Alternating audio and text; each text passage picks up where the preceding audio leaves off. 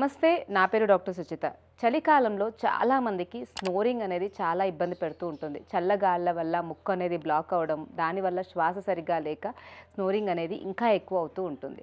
చాలామంది దీన్ని చాలా ఈజీగా తీసేసుకుంటూ ఉంటారు. అదొక పెద్ద ప్రాబ్లం లాగానే వాళ్ళు ఫీల్ అవ్వరు. ఏముంది మేడం, జస్ట్ గురకే కదా అంటూ ఉంటారు.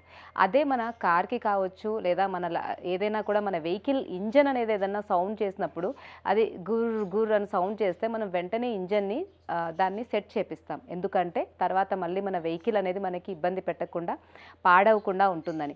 అదే మన బాడీలో మన రెస్పిరేషన్లో అలాంటి సౌండ్ వచ్చినప్పుడు మాత్రం మనం దాన్ని ఒక పెద్ద ఇబ్బందిలాగానే ఫీల్ అవ్వం. ఏముంది, చిన్న గురకే కదా మేడం, దానికి ఏముంది, దానికి ఏం ట్రీట్మెంట్ అంటారు.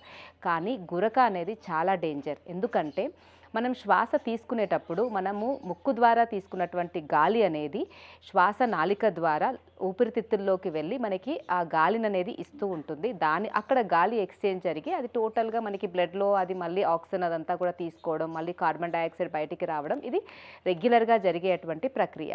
ఎప్పుడైతే మనకి ఈ శ్వాస తీసుకునే క్రమంలో ముక్కుల్లో పెరిగినటువంటి కండల వల్ల కావచ్చు, లేదా ఎడినాయిడ్స్ వల్ల కావచ్చు, ఇలా రకరకాల ఇన్ఫ్లమేషన్స్ ముక్కుల్లో గొంతుల్లో ఉండడం వల్ల, లేదా ముక్కు బాగా డ్రై అవ్వడం వల్ల కావచ్చు, గాలి అనేది లోపలికి వెళ్ళేటప్పుడు దాని ఫ్లో అనేది ఈజీగా ఉండకపోవడం వల్ల ఒక సౌండ్ క్రియేట్ చేస్తూ అది వెళ్తుంది. ఇప్పుడు నార్మల్గా మీరు ఏదైనా కూడా నార్మల్గా లావుగా ఉన్న దాంట్లో దాన్ని మనం నారో చేసినట్టయితే సౌండ్ అనేది ఇంకా ఎక్కువ పెరుగుతుంది.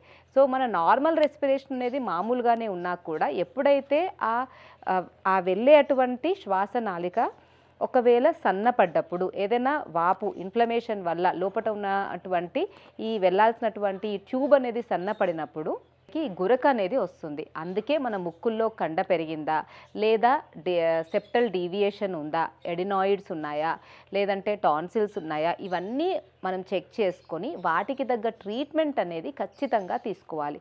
చాలామందిలో ఈ మధ్యకాలంలో గురకకి మెయిన్ రీజన్ అయితే ముక్కులో పెరిగినటువంటి దుర్మాంసమే. అంటే ఈ టర్మినేట్స్ అనేవి ఇన్ఫ్లేమ్ అవ్వడం వల్ల మనకి ముక్కులో ఉన్నటువంటి ఈ మాంసం పెరగడం వల్ల ఆ గాలి అనేది సరిగా వెళ్ళకపోవడం వల్ల మనకి గురక అనేది ఎక్కువగా వస్తూ ఉంటుంది. అందుకే దానికి తగినటువంటి మందులు వేసుకోవడము, ట్రీట్మెంట్స్ చేసుకోవడం వల్ల అక్కడ ఉన్నటువంటి ఆ వాపు తగ్గుతుంది. కాబట్టి గురక కూడా స్లోగా తగ్గుతుంది.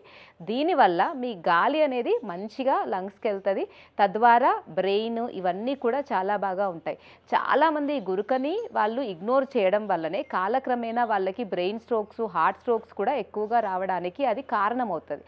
ఎందుకు అంటే మనకి ఆ సరిపడినట్టు ఆక్సిజన్ అనేది మనకి అందకపోవడం వల్ల మన బ్రెయిన్ ఫంక్షనింగ్ కూడా స్లోగా మనకి తగ్గుతూ ఉంటుంది. మతిమరుపు, న్యూరలాజికల్ ప్రాబ్లమ్స్ కూడా చాలా ఎక్కువగా వస్తూ ఉంటాయి.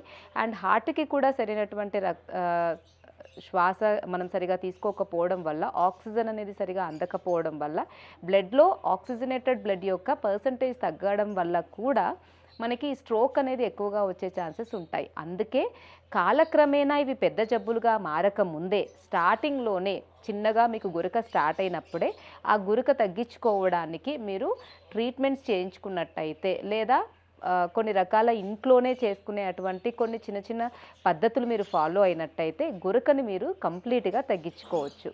ఎక్కువ గురక ఉన్న వాళ్ళు డెఫినెట్గా ట్రీట్మెంట్స్ చేసుకోవాలి. కానీ కొంచెమే గురక వస్తుంది అన్న వాళ్ళకైతే నేను ఒక 2-3 చెప్తాను. అది మీరు ఫాలో అయినట్టయితే కొంతవరకు ఆ గురక అనేది తగ్గుతుంది. దాంట్లో ఒకటి, మీరు ఎర్లీ మార్నింగ్ లేవడం అలవాటు చేసుకోవాలి. ఎవరికైతే ఈ గురక అనేది వస్తూ ఉంటుందో వాళ్ళు ఫస్ట్ కఫకాలంలో, అంటే మార్నింగ్ 6 వరకు లేవాలి. లేచి కనీసం ఒక గ్లాస్ అన్న గోరువెచ్చటి వాటర్ అనేది తాగడం అలవాటు చేసుకోవాలి. దీనివల్ల లోపల ఉన్నటువంటి కఫస్రావాలు అనేవి ఎలిమినేట్ అవుతూ ఉంటాయి. కాబట్టి మనకి ఈ రెస్పిరేషన్ అనేది కొంత ఈజీగా ఉంటుంది. రెండవది, ప్రాణాయామంని రెగ్యులర్గా చేయాలి. అంటే గాలి అనేది లోపలికి తీసుకొని మళ్ళీ వదలడం. ఇది ఒక నియమితంగా, అంటే నార్మల్గా మనము జీవిత పర్యంతము గాలి తీసుకొని గాలి వదులుతూనే ఉంటాం. కానీ గాలి తీసుకునే విధానం కూడా ఒక టెక్నిక్ ఉంటుంది. మనం గాలి తీసుకున్నప్పుడు మన పొట్ట ముందుకు రావాలి. చాలామంది ఏంటంటే అని తీసుకుంటారు, అంటే గాలి ఎక్కువ తీసుకున్నప్పుడు పొట్ట లోపలికి అంటారు, వదిలినప్పుడు గాలిని పొట్ట బయటికి అంటారు. అలా తీసుకోవడాన్ని రివర్స్ బ్రీతింగ్ అంటారు. ఇలా చేయడం వల్ల అది చాలా డేంజరు. అలా కాకుండా మనం గాలి తీసుకున్నప్పుడు మన లంగ్స్ ఎక్స్పాండ్ అవ్వాలి, మన పొట్ట కూడా ముందుకు రావాలి.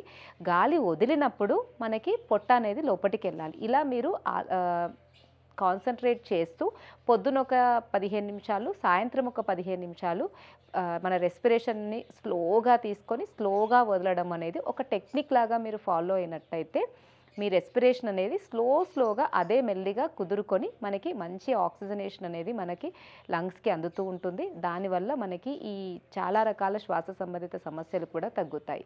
మూడవది, ముక్కులో పెరిగినటువంటి ఈ దుర్మాంసం కావచ్చు, డీవియేటెడ్ సెప్టమ్ కావచ్చు, దీనికి రోజు నైట్ మీరు పడుకునేటప్పుడు ఆవ నూనెని ఒక 3 చుక్కలు ప్రతి నాస్ట్రిల్‌లో, అంటే ఈ ముక్కు రంధ్రంలో ఒక 3 చుక్కలు, ఈ ముక్కు రంధ్రంలో ఒక 3 చుక్కలు గోరువెచ్చగా వేసుకోవాలి.